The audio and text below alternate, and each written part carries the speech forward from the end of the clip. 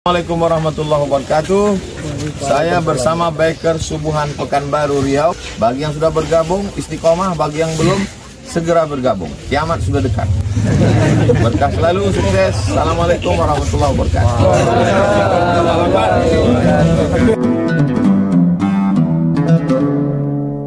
Tiga nikmat ini, kata Rasulullah sallallahu alaihi wasallam, seakan-akan kita telah memiliki isi dunia ini semua. Man asbaha minkum aminan fi sirbihi mu'afan fi jasadihi indahu qutu yaumihi ka'annama hizat lahud dunya. Barang siapa yang ketiga pagi dia merasa aman dan keluarganya, sehat badannya, punya makanan untuk satu harinya, maka seakan-akan dia telah memiliki seluruh dunia ini. Tinggal kita mencari akhirat. Selawat dan salam kita junjukkan kepada Nabi mulia Nabi Muhammad sallallahu alaihi wasallam, dengan sama-sama kita mengucapkan Allahumma salli wa sallim ala sayyidina Muhammad.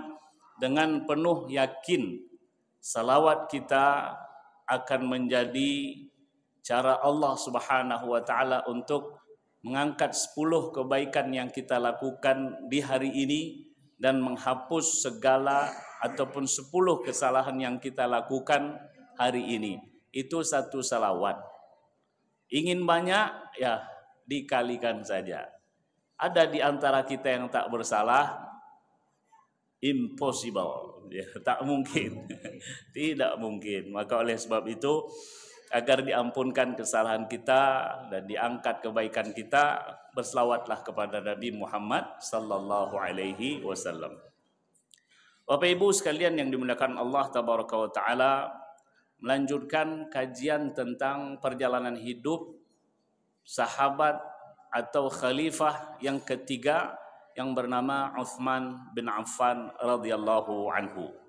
Pada pertemuan yang terakhir saya sampaikan saat Uthman bin Affan radhiyallahu anhu pada perjanjian Hudaybiyah, di mana Rasulullah mengutus Uthman bin Affan untuk menjumpai para pembesar kafir Quraisy guna menyampaikan bahwa Rasulullah sallallahu alaihi wasallam datang ke kota Mekah hanya untuk melaksanakan umrah, bukan untuk berperang. Begitu ya Bapak Ibu? Ya Pak Ustadz, insyaallah kami ingat. Kalau tak ingat bisa lihat Facebook Nurul Yakin, insyaallah ada di situ. Bapak Ibu sekalian yang dimuliakan Allah tabaraka wa taala, saat kemudian Uthman bin Affan radhiyallahu anhu berjumpa dengan pembesar kafir Quraisy, Uthman bin Affan radhiyallahu anhu menyampaikan bahwasanya Nabi Muhammad dan rombongan itu datang hanya untuk melaksanakan umrah. Namun mereka tetap tidak mau Rasulullah sallallahu alaihi wasallam dan para sahabat melaksanakan umrah di tahun itu, dan itu tahun ke-6. Lalu mereka tawarkan kepada Uthman bin Affan untuk tawaf. Uthman bin Affan radhiyallahu anhu tidak mau, karena Uthman bin Affan radhiyallahu anhu menginginkan orang pertama yang melaksanakan tawaf itu adalah Nabi Muhammad sallallahu alaihi wasallam. Lalu kemudian Uthman bin Affan radhiyallahu anhu menjumpai kalangan orang-orang yang lemah yang masih berada di kota Mekah, dan mereka itu kalangan umat Islam. Uthman bin Affan menyampaikan kepada mereka agar mereka sabar. Tak ada lain kecuali sabar. Ingin meninggalkan kota Mekah dilarang.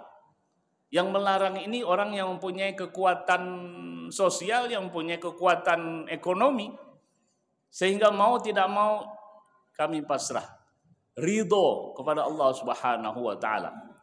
Namun orang-orang yang lemah ini menurut strata sosial saja, menurut strata ekonomi saja, namun secara keimanan mereka kuat. Sehingga orang-orang yang lemah ini ketika Uthman bin Affan menyampaikan sabar, mereka mengatakan innalladzi anzala Muhammadan fil Hudaybiyah huwa alladhi sayunziluhu fi Makkah. Fima ma'na. Yang mana artinya adalah sesungguhnya Allah Subhanahu wa taala yang memberi kemudahan pada Nabi Muhammad turun di Hudaybiyah, maksudnya sampai di Hudaybiyah, dia pula yang akan memberi kemudahan kepada Nabi Muhammad untuk sampai ke kota Mekah. Itu kan masalah keimanan. Yakin kepada Allah Subhanahu wa taala. Bapak Ibu sekalian mereka Allah Subhanahu wa taala, Utsman bin Affan di kota Mekah agak lama. Berita sampai kepada sahabat, sampai kepada Nabi Muhammad SAW, jumlahnya ketika itu 1.500 orang. Berita yang sampai, Utsman bin Affan dibunuh. Oh, ini berita yang sangat menggemparkan. Menggemparkan para sahabat, menggemparkan Rasulullah SAW. Utusan dibunuh, itu satu kesalahan besar. Kan nggak boleh kan Pak? Dari zaman dulu itu nggak boleh yang namanya utusan, delegasi, menyampaikan informasi. Terima informasi itu biarkan. Ternyata sampai berita Utsman bin Affan radhiyallahu anhu dibunuh. Maka Nabi besar Muhammad sallallahu alaihi wasallam, lihat Bapak Ibu. Cinta Nabi Muhammad sallallahu alaihi wasallam kepada Utsman bin Affan. Sayang Nabi Muhammad sallallahu alaihi wasallam kepada Utsman bin Affan radhiyallahu anhu sehingga mengumpulkan para sahabat di bawah pohon, nama pohonnya Ridwan. Ada yang nama Ridwan di sini? Bukan berarti pohon. Nama pohon ini Ridwan. Sehingga Rasulullah sallallahu alaihi wasallam beserta para sahabat melakukan bai'ah untuk membela Utsman bin Affan yang diberitakan meninggal. Membela dengan penuh kesabaran. Maka dilakukanlah baiat, janji, perjanjian. Sahabat yang ikut perjanjian ini, Bapak Ibu, termasuk yang dijamin masuk surga. Bersumpah atau berjanji lebih tepatnya. Mereka berjanji akan membebaskan ataupun akan membela lah lebih tepatnya Utsman bin Affan yang diberitakan meninggal atau dibunuh. Dan Rasulullah SAW menjadikan salah satu tangannya sebagai kehadiran Utsman bin Affan radhiyallahu anhu. Kan Utsman bin Affan radhiyallahu anhu diberitakan dibunuh. Namun saat perjanjian, karena pentingnya perjanjian tersebut, para sahabat dan Rasulullah SAW menjadikan salah satu tangannya hadza Utsman. Ini Utsman. Menunjukkan bahwasanya Utsman bin Affan radhiyallahu anhu dianggap hadir di situ dalam perjanjian yang dimuliakan oleh Allah Subhanahu wa taala, dan ini disebutkan oleh Allah tabaraka wa taala fi kitabihil karim, dalam Al-Qur'anul Karim.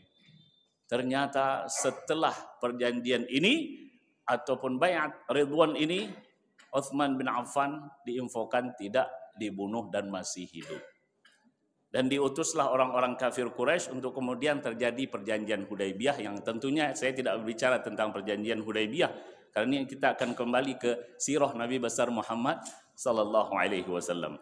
Bapak Ibu sekalian yang dimuliakan Allah tabaraka wa taala, banyak peperang-perangan yang diikuti oleh Utsman bin Affan radhiyallahu anhu, namun suatu saat nanti saya akan menyampaikan pada titik ataupun poin yang sangat penting yang itu akan kita sampaikan pada malam hari ini. Utsman bin Affan radhiyallahu anhu bagaimana dalam kehidupannya? Istri Utsman bin Affan, Bapak Ibu tahu, pertama adalah Ruqayyah, meninggal setelah perang Badar. Dan Ruqayyah binti Muhammadin sallallahu alaihi wasallam, anak Nabi Muhammad sallallahu alaihi wasallam. Lalu kemudian setelah meninggal Ruqayyah, Rasulullah menikahkan Utsman bin Affan dengan anaknya yang bernama Ummu Kulthum radhiyallahu anha. Karena dua anak Rasulullah sallallahu alaihi wasallam yang dinikahkan oleh Rasulullah kepada Utsman bin Affan, sehingga Utsman bin Affan disebut dengan Dzunnurain, yang memiliki dua cahaya. Ya, anak Nabi besar Muhammad sallallahu alaihi wasallam adalah cahaya, yang lahir dari cahaya. Nabi Muhammad sallallahu alaihi wasallam nur, sehingga Utsman bin Affan mendapat gelar Dzunnurain. Kalau ada pertanyaan siapakah yang diberi gelar dengan Dzunnurain, dia adalah Utsman bin Affan radhiyallahu anhu. Mohon maaf Bapak Ibu kalau saya mengungkapkan kata Uthman bin Affan ini dengan lafaz bahasa Arab. Kalau lafaz bahasa Indonesia Utsman bin Affan. Tapi karena bahasa Arab saya sebutnya dengan Uthman bin Affan radhiyallahu anhu. Tak lupa kita untuk menyebutkan radhiyallahu anhu setiap menyebut nama sahabat Rasulullah sallallahu alaihi wasallam. Uthman bin Affan radhiyallahu anhu juga merahasiakan perihal Rasulullah sallallahu alaihi wasallam. Jadi suatu ketika Umar bin Khattab radhiyallahu anhu punya anak namanya Hafsah. Suami Hafsah binti Umar meninggal. Selesai masa iddah, Umar bin Khattab radhiyallahu anhu menjumpai pertama Uthman bin Affan radhiyallahu anhu. Wahai Uthman, maukah engkau menikah dengan anakku? Masya Allah. Uthman bin Affan radhiyallahu anhu tahu sesuatu yang tidak diketahui oleh Umar bin Khattab. Apa yang diketahui oleh Uthman bin Affan? Rasulullah sallallahu alaihi wasallam pernah menyebut Hafsah. Artinya Rasulullah ketika menyebut itu, Rasulullah sallallahu alaihi wasallam akan menikah dengan Hafsah. Namun Uthman, nantilah saya informasikan lagi gitu. Lalu Umar bin Khattab radhiyallahu anhu datang kepada Abu Bakar radhiyallahu anhu, orang-orang pilihan. Wahai Abu Bakar, maukah engkau menikah dengan anakku Hafsah? Abu Bakar radhiyallahu anhu sakata, diam aja enggak jawab. Lalu kemudian Rasulullah sallallahu alaihi wasallam nikah dengan Hafsah. Karena Abu Bakar kemudian mengatakan, apakah engkau ingin yang lebih baik daripada aku, lebih baik daripada Uthman? Ya tentunya Nabi besar Muhammad sallallahu alaihi wasallam. Ini menunjukkan bahwa Uthman bin Affan tahu keinginan Rasulullah sallallahu alaihi wasallam, namun tak menyebutkan kepada Umar bin Khattab. Wah, Umar, Nabi Muhammad mau enggak enak saya. Enggak begitu. Jadi diam aja. Bapak Ibu sekalian, dekat Allah Subhanahu wa taala, ada anak Uthman bin Affan namanya Abdullah radhiyallahu anhu, meninggal pada tahun keempat Hijriah. Coba Bapak Ibu perhatikan cobaan daripada sahabat kita ataupun sahabat Rasulullah sallallahu alaihi wasallam, Uthman bin Affan. Tahun keempat anak dari Uthman bin Affan radhiyallahu anhu meninggal pada umur 6 tahun. Perang Badar itu tahun berapa? Tahun kedua Hijriah. Ruqayyah binti Muhammad sallallahu alaihi wasallam, istri Uthman bin Affan, meninggal. Anaknya Abdullah dari Ruqayyah itu meninggal pada tahun keempat. Berapa jarak tahunnya itu? Pertama istri meninggal, 2 tahun kemudian anak meninggal. Lalu pada tahun ke-6 istri beliau Kulthum juga meninggal. Dan ini cobaan yang dihadapi oleh sahabat Rasulullah sallallahu alaihi wasallam, khalifah yang ketiga. Sedih, Rasulullah sedih, Uthman bin Affan juga sedih. Bagaimana tidak sedih istri tercinta? Bagaimana tidak sedih Rasulullah sallallahu alaihi wasallam, anak daripada Rasulullah sallallahu alaihi wasallam. Baru 2 tahun yang lalu Ruqayyah meninggal. Lalu di tahun ke-6, 4 tahun kemudian Kulthum anak Rasulullah sallallahu alaihi wasallam meninggal. Sedih tentunya, Rasulullah mencoba untuk menghibur. Jadi kalau orang lagi sedih itu dihibur. Bukan tambah sedih pula muka kita jumpa dengan dia. Enggak. Dia harus dihibur. Maka kita mengenal ta'ziyah. Ta'ziyah dalam bahasa Arab itu artinya tasliyah. Tasliyah itu artinya menghibur. Bukan menambah duka, menambah nangis, enggak, menghibur. Makanya kan kita bertakziah itu Pak ramai kan. Karena di masa-masa sedih itu orang datang untuk menghibur. Maka Rasulullah sallallahu alaihi wasallam menyampaikan kepada Uthman bin Affan radhiyallahu anhu, "Lau kanat 'indana thalithah lazawwajnakaha ya Uthman." Wahai Uthman, kalau saya punya anak yang ketiga, yang perempuan, tentu yang belum nikah, aku nikahkan engkau. Itu kira-kira bagaimana perasaan Uthman bin Affan radhiyallahu anhu? Senang. Karena anak Nabi besar Muhammad sallallahu alaihi wasallam. Dua saja Uthman bin Affan sudah disebut dengan Dzunnurain. Bagaimana dengan tiga?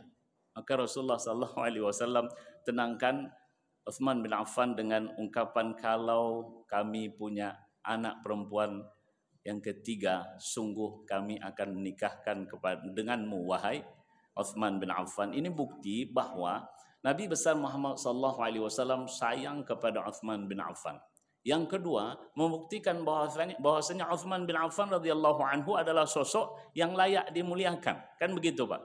Nabi Muhammad sayang kepada Uthman bin Affan. Sisi lain, kenapa Uthman bin Affan disayangi oleh Nabi besar Muhammad sallallahu alaihi wasallam? Karena amal baik yang telah ia lakukan dan taat yang telah dia lakukan. Maka sungguh sayang jika ada orang yang mengata-ngatakan tidak baik tentang Uthman bin Affan radhiyallahu anhu.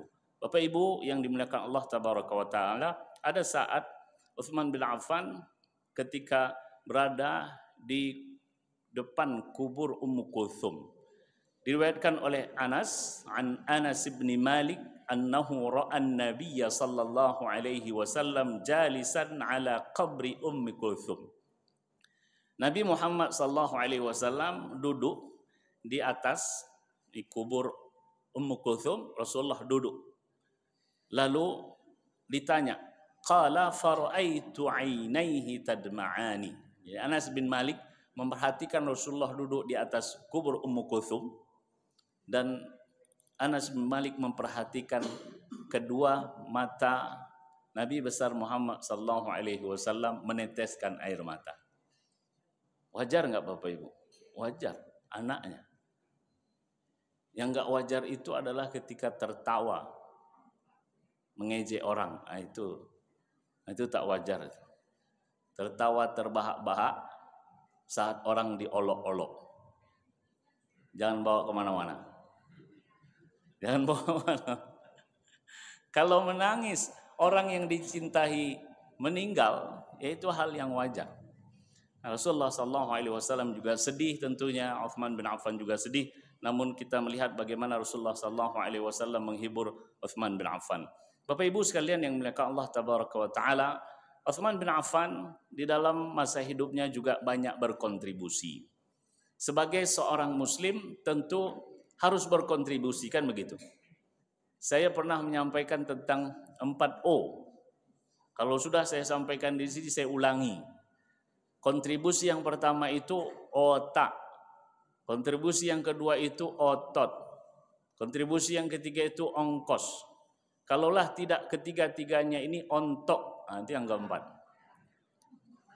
Ya. Otak, ya ide-ide cemerlang. Otot tenaga. Ongkos harta. Enggak tiga-tiganya diamlah, ontok. Bahasa apa itu ontok? Bahasa Ucu. Maka sebagai seorang Muslim berkontribusi. Kalau kita melihat sejarah hidup Uthman bin Affan radhiyallahu anhu, banyak betul kontribusinya. Jiwa, raga, harta. Jiwa, raga, harta.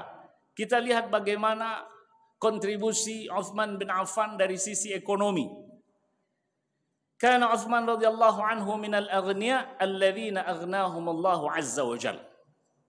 Uthman bin Affan adalah salah seorang dari orang-orang kaya yang dikayakan oleh Allah Subhanahu wa taala. Ini jangan lupa ini. Orang yang punya harta banyak, jangan lupa itu harta Allah yang membuat dia memiliki harta banyak. Orang yang diberikan jabatan, ingat itu jabatan Allah yang memberikan. Atau lebih tepat saya katakan menitipkan. Ya. Ketika seseorang punya tahta, maka ingat itu adalah pemberian Allah Subhanahu wa taala dalam bentuk titipan. Oke, ditegaskan dalam kitab ini, Uthman bin Affan radhiyallahu anhu salah satu dari orang kaya yang Allah beri kekayaan kepadanya. Wa kana sahiba tijaratin wa amwalin ta'ilah. Pedagang kaya yang mempunyai harta yang banyak. Namun tekanannya selanjutnya adalah walakinnahu istakhdama hadhihi al-amwal fi ta'atillah. Utsman bin Affan radhiyallahu anhu menggunakan harta yang banyak ini untuk taat kepada Allah Subhanahu wa taala. Punya harta banyak, jadikan bentuk ketaatan kepada Allah. Punya jabatan tinggi, jadikan sarana untuk taat kepada Allah Subhanahu wa taala. Diberi tahta, jadikan itu sebagai sarana ketaatan kepada Allah Subhanahu wa taala. Ini pelajaran yang luar biasa yang disampaikan dalam kitab ini, bagaimana Utsman bin Affan dengan kekayaannya dia gunakan untuk taat kepada Allah, mengharapkan ridha Allah semata. Mudah-mudahan kita diberi kemudahan Allah Subhanahu wa taala untuk selalu taat dan berbuat demi mengharap ridha Allah Subhanahu wa taala. Amin. Selalu berada dan berusaha berada di depan untuk menjadi sosok yang baik. Untuk selalu berinfak. Wala yakhshal faqr, dan tidak takut dengan kemiskinan ataupun kefakiran. Nah, kita lihat bagaimana ataupun apa yang dilakukan oleh Utsman bin Affan radhiyallahu anhu yang kita mengetahui itu hingga sekarang. Itulah keutamaan orang berinfak ini. Apa yang pertama dikenal dalam sejarah itu dengan bi'ru rumah. Bi'r artinya sumur, rumah artinya bukan rumah, itu nama.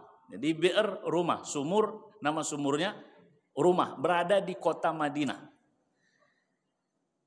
Indama qadima Nabi sallallahu alaihi wasallam al-Madinah al-Munawwarah. Nabi Muhammad sallallahu alaihi wasallam sampai di Madinah Al-Munawwarah, lalu mendapatkan air yang jernih tapi sedikit. Dan tidak ada air selain dari sumur tersebut. Jadi tidak ada sumber air yang jernih kecuali di situ dan itu sedikit. Maka Rasulullah SAW, ini ada dua riwayat ya Bapak Ibu tentang bi'r rumah, tentang sumur rumah yang ada di kota Madinah. Riwayat yang pertama itu Rasulullah katakan, man yashtari bi'ra rumah fayaj'al dalwahu ma'adila'il muslimin bi khairin lahu fil jannah. Barang siapa yang membeli sumur rumah, maka setiap ember, setiap air yang ada di ember umat Islam, maka dia mendapat kebaikannya di surga. Berapa banyak umat Islam yang mengambil air itu dengan ember, sebanyak itu kebaikan yang akan didapatkan di surga. Kan kita tahu, satu kebaikan itu dilipat gandakan menjadi 10 kebaikan. Wa qala sallallahu alaihi wasallam, man hafara bi'ra rumah falahul jannah. Ya, barang siapa yang memiliki sumur ini, maka baginya adalah surga. Ya, air itu digunakan oleh umat Islam. Waqad kanat rumah qabla qudubin nabi la yushrabu minha ahadun illa bithaman. Memang ada problem. Sumur ini tak ada orang yang mengambil air dari situ kecuali bayar. Karena sulitnya air. Sehingga air pada sumur tersebut tidak dimiliki oleh Utsman bin Affan, belum lagi dimiliki oleh seorang disebut di sini dari Bani Ghifar. Rasulullah sampaikan bahwasanya air itu jika engkau berikan kepada umat Islam tak perlu dibayar, maka engkau akan mendapatkan pahala surga.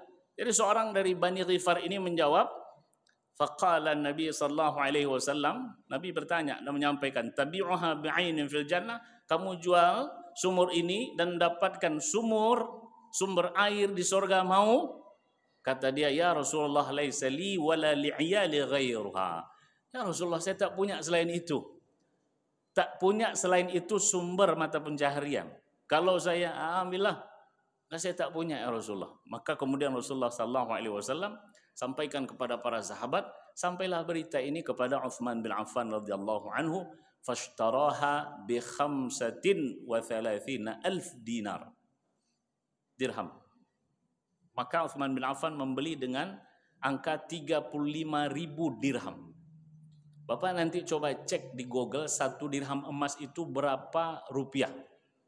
Kalikan dengan 35.000 dirham. Ada yang dapat nggak? Coba dicari. Banyak Pak. Banyak, apalagi diuangkan sekarang itu banyak sekali. 35.000 dirham.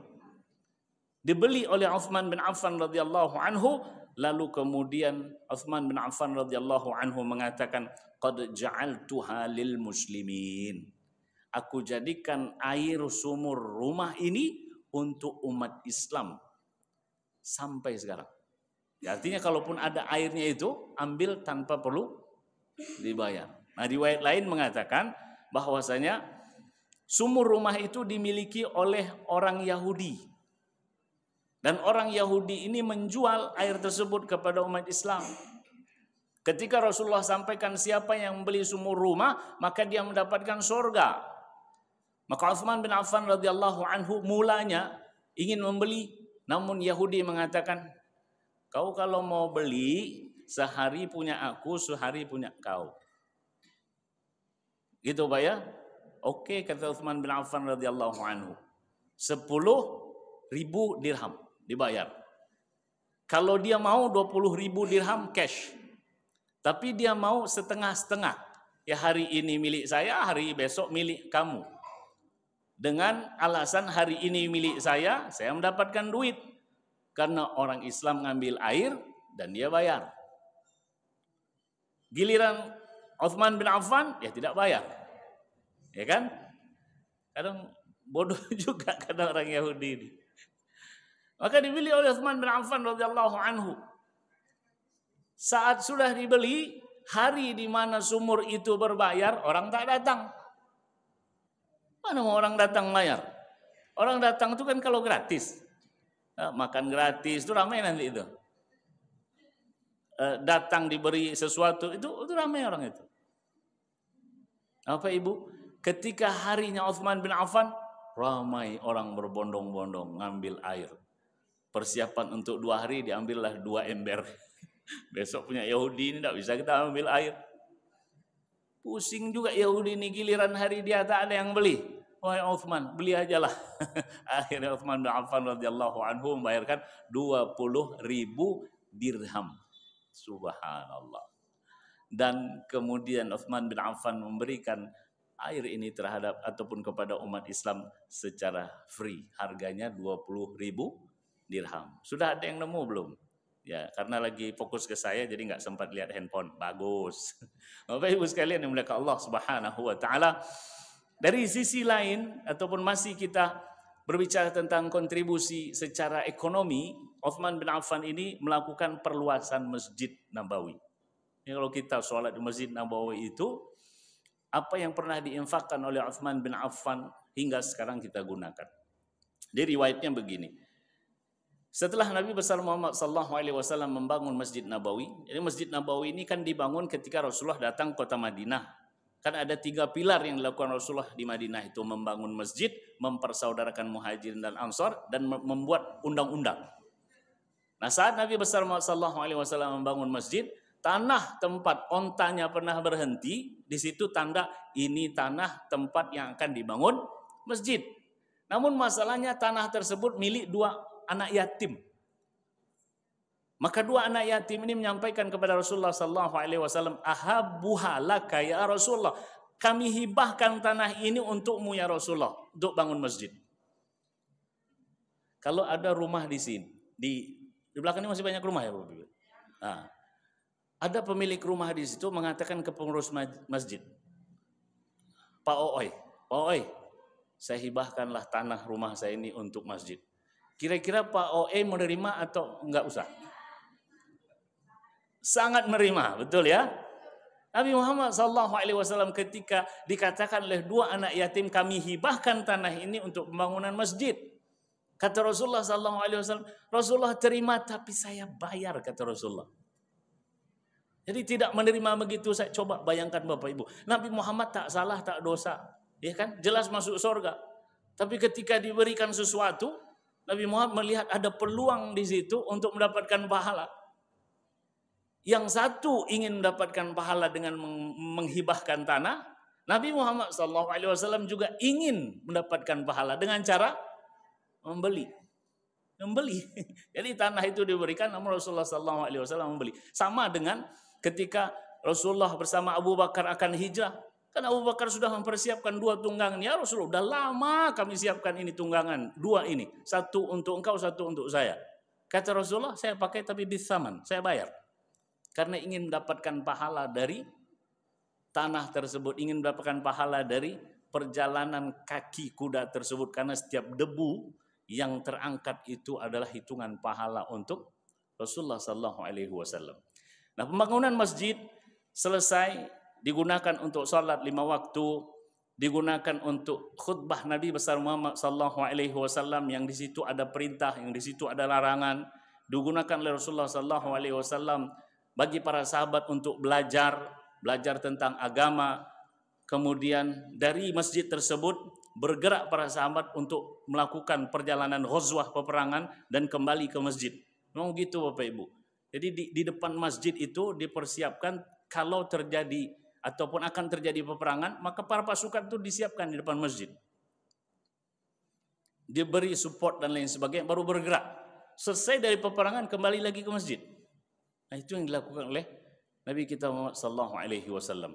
Maka saya pernah dengar dari Ustaz Hadi Hidayat, kalaulah seseorang bekerja, maka saat dia pulang, sebelum ia masuk rumah, pergilah ke masjid untuk melaksanakan 2 rakaat sholat. Karena kondisi di kantor kalaupun berkecamuk karena pekerjaan tak selesai dan lain sebagainya, itu dibawa ke rumah bisa jadi terbawa. Terdiam aja di rumah, masuk rumah, Assalamualaikum Bang, wajahnya masam aja. Terbawa masalah itu ke rumah.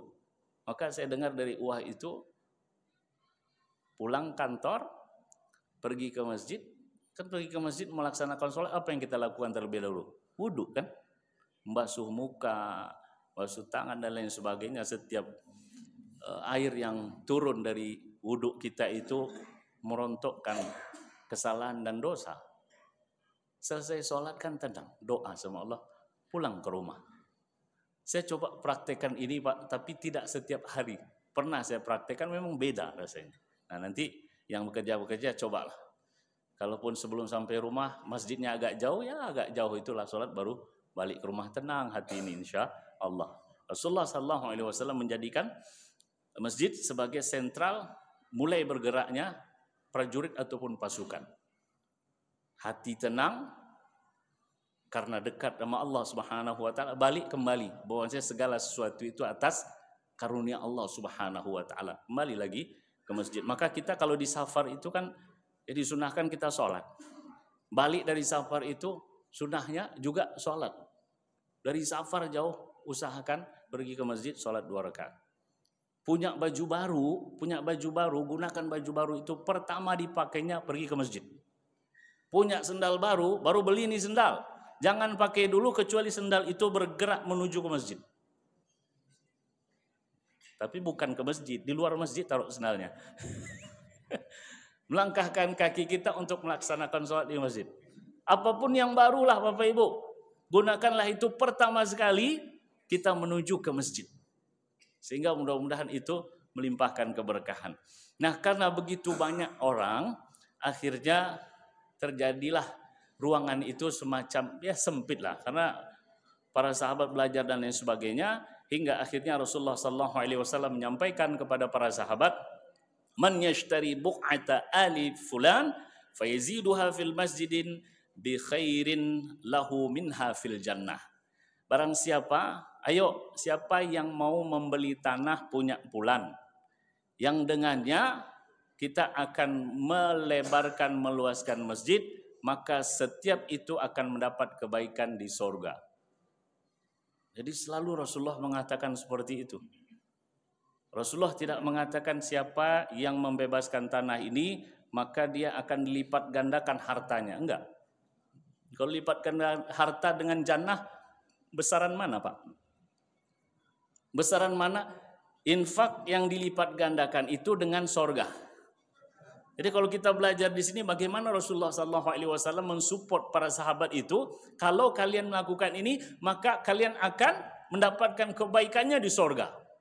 Kalau kita terkadang mengharapkan kebaikan itu dikembalikan oleh Allah Subhanahu wa taala, dilipat gandakan masih di dunia. Kan begitu, Pak?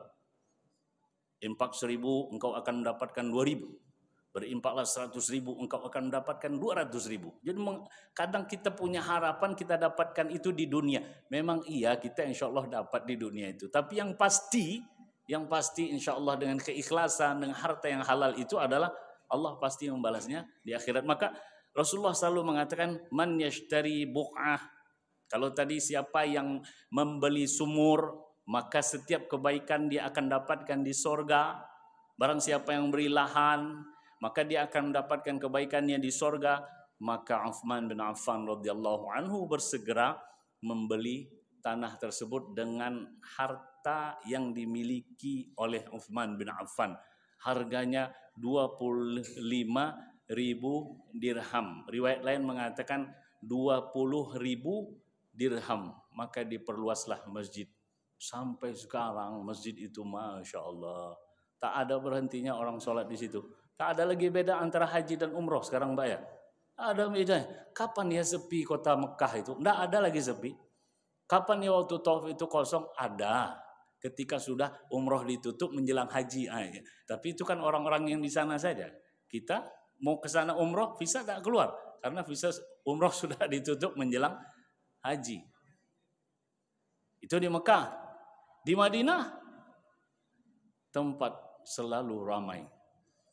Dan setiap berdiri di tempat tanah yang dibebaskan itu tentulah Uthman bin Affan radhiyallahu anhu mendapatkan pahala. Bapak Ibu yang dimuliakan Allah Subhanahu wa taala, kalau kita bandingkan masih jauh lah kita dengan bukan masih jauh, tak akan tercapai apa yang telah dilakukan oleh sahabat Uthman bin Affan radhiyallahu anhu, orang yang kaya, dermawan. Bahkan wakafnya sampai sekarang bisa kita lihat di negara Saudi Arabia. Bapak Ibu sekalian muliakan Allah Subhanahu wa taala, di antara kontribusi secara ekonomi juga pada perang Tabuk. Jadi pada perang Tabuk ini perang yang jaraknya sekitar 787 mil. Kalau dikalikan 1,6 kilometer akali sendirilah. Saya kalau ada duduk sini tak bisa saya ngali-ngali lagi. 767 mil dari kota Madinah sampai ke Tabuk. Cuaca panas. Sehingga perlu bahan untuk perjalanan, baik tunggangan ataupun makanan, bahkan persenjataan. Nah, Rasulullah SAW karena satu jauh, kemudian cuacanya panas, maka perlu perlengkapan. Rasulullah informasikan kepada para sahabat. Rasulullah support para sahabat untuk berinfak dan bersedekah. Maka Uthman bin Affan radhiyallahu anhu memberikan 940 onta. Bukan onta saja, dengan barang-barang yang dibawa. Di situ ada gandum dan macam-macamnya. Sembako kalau bahasa kita. Bayangkanlah itu 940 onta. Bukan onta-onta kurus kering, enggak, onta-onta sehat. Dan di atasnya ada bahan makanan untuk perjalanan menuju ke Tabuk.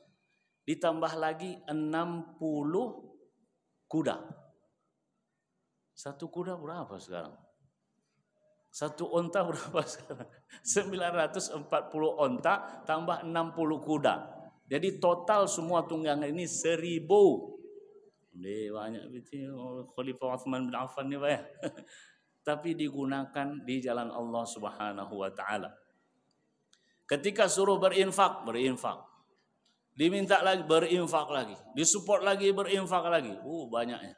Maka Rasulullah SAW pernah menyampaikan tentang apa yang dilakukan oleh Uthman bin Affan ini dengan ungkapan tidak ada bahaya lagi bagi Uthman setelah ini. Ya. Bahwasanya apa yang dilakukan oleh Uthman sudah ini radhiyallahu anhu adalah semuanya baik karena infaknya begitu luar biasa. Dan perang ini disebut juga dengan Ghazwatu al-Usrah. Al-Usrah bukan Usrah, tapi Usrah. Perang yang sulit, perjalanan yang sulit. Dan pada perang ini juga dikenal Abu Bakar radhiyallahu anhu yang berinfak dengan seluruh hartanya. Jadi berlomba-lomba semua, ya Allah jadikanlah kami orang yang kaya. Pertama gitu ya Pak ya. Ya. Dan dermawan.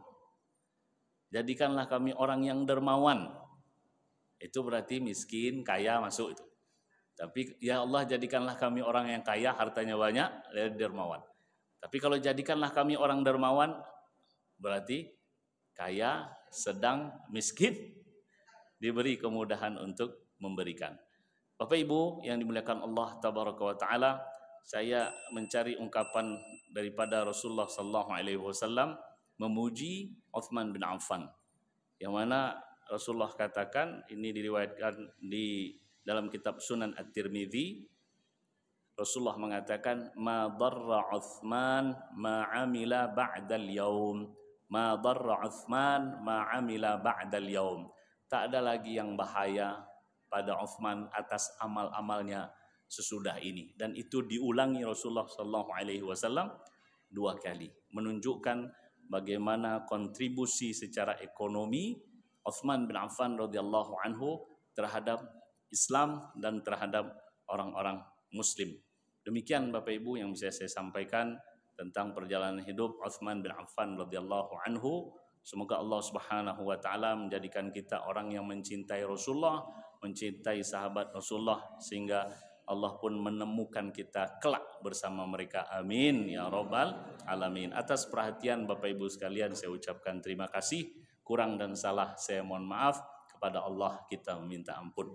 Subhanakallahumma bihamdika asyhadu an la ilaha illa anta astaghfiruka wa atubu ilaik. Wassalamualaikum warahmatullahi wabarakatuh.